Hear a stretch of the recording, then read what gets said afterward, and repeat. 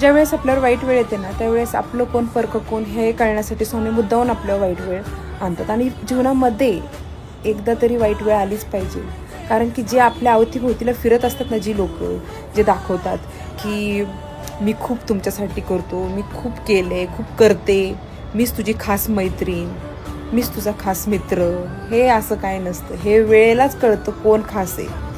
त्याच्यामुळं स्वामी ही मुद्दामून ही वेळ आणतात. आणि आपण देवाला उगाच नावं ठेवतो की देवाने माझ्यासोबतच असं काय केलं. अरे देवाने उलटं चांगलं केलं की तुझ्या भ्रमात राहतोय तो भ्रम मला तुझा काढायचा आहे की तुझ्यासोबत कोण आहे आणि कोण तुझ्यासोबत शेवट राहणार आहे, हे मला तुला दाखवायचं आहे.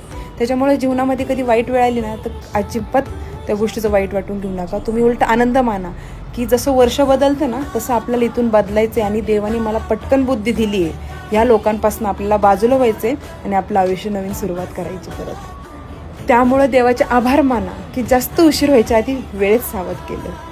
त्यामुळं वाईट वेळ इज गुड फॉर एव्हरीवन. कोणचा सखा आपल्याबरोबर शेवटपर्यंत राहील, कोणची सखी आपल्याबरोबर शेवटपर्यंत राहील, ही वेळच दाखवून देते. त्याच्यामुळे जस्ट चिल आणि गो विथ द फ्लो.